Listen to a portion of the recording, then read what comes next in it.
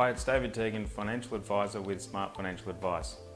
Inside this video, I'm going to talk about self-managed super funds and in particular why you might want to consider using a self-managed super fund as part of your financial plan. The first thing I want to talk about is the different types of superannuation funds. So I've got industry super funds. Some examples include Australian Super, Cbus and Rest. And industry super funds are fairly basic. They generally have a more limited range of investment options and insurance options. You've then got retail funds, and they start to offer a slightly broader range of investment options and a broader range of insurance options as well.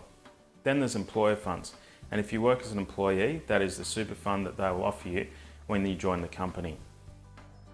These can be very similar to retail funds, but in some cases they have cheaper fees than retail funds if it is a large fund, and a lot of the employees of the company that you work for are also members of that fund. You've then got wrap accounts, which provide a much larger range of investment options. Some provide hundreds of different investment options. You can get access to wholesale investment funds, direct shares, term deposits and more.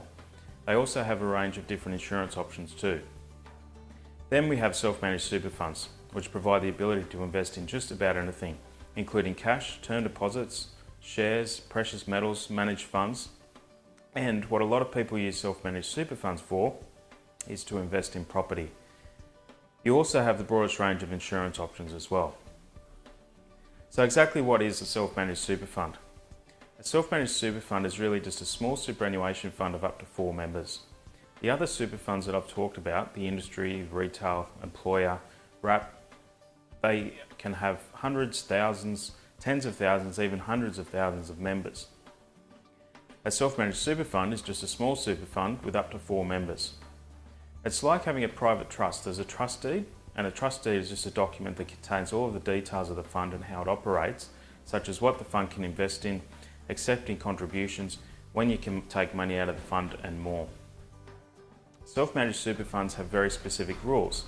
They receive tax concessions as an incentive to save money for your retirement. But those tax concessions are only available if you comply with the superannuation rules and the money is used for the sole purpose of saving and building wealth for your retirement. So what are some of the benefits of a self-managed super fund? One of the main benefits is that you're in control of it. So you aren't leaving it up to somebody else to decide where to invest your money. You can go out to the marketplace and you can choose where you want to invest your money and how you want to structure it. So you get a lot more investment choice. You have the option and the ability to be able to invest in property. So if you want to go and buy a unit, for example, or a house or some other type of investment property with the money in your super, you can use the money that you've got in your super as a deposit, or if you've got enough money in there, you could use it to go and purchase a property for cash. You can use that money to go and buy shares, so you can buy Australian shares, overseas shares, you can purchase shares via managed funds as well. You can also use it to invest in term deposits, so you can shop around a range of different banks and see who has the best rate and purchase some term deposits. So there's a lot of flexibility with investment choice.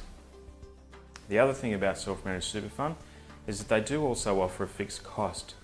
So most industry, retail, employer and wrap super funds, you pay fees as a percentage of your account balance. So for example, if you've got $100,000 in super and the percentage that they're charging you is 2%, then that is $2,000 per year.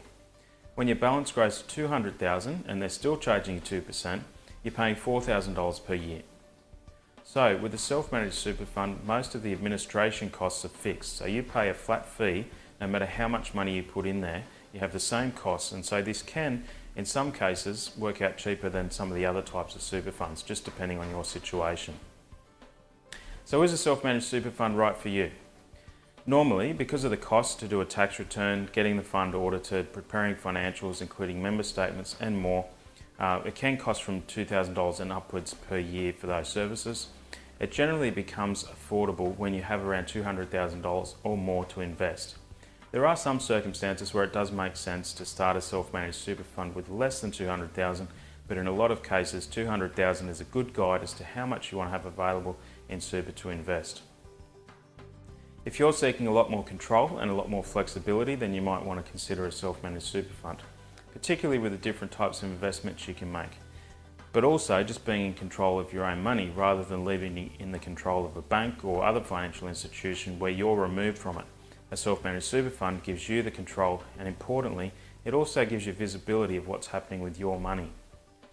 A self-managed super fund can also be good if you're a business owner, particularly if you either own the property that you run your business from, or if you would like to own the property that you run your business from. Because you can own that property via your self-managed super fund, and then your business can lease that property from your self-managed super fund.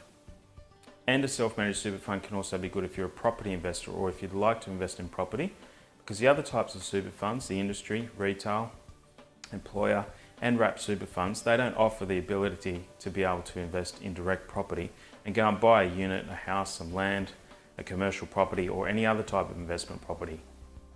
So if you want to use your super money to invest in property, then a self-managed super fund might be right for you. So that's just a brief overview of the different types of super funds and a little bit of an introduction about exactly what a self-managed super fund is, what the benefits are, and whether it might be right for you and something that you might want to explore further. For more information, give us a call on 02 9146 6131 or send us an email at support@smartfinancialadvice.com.au. This video contains general information only and does not take into account your objectives, financial situation or needs. Therefore, before relying on this information, you should consider your own personal circumstances and seek professional advice.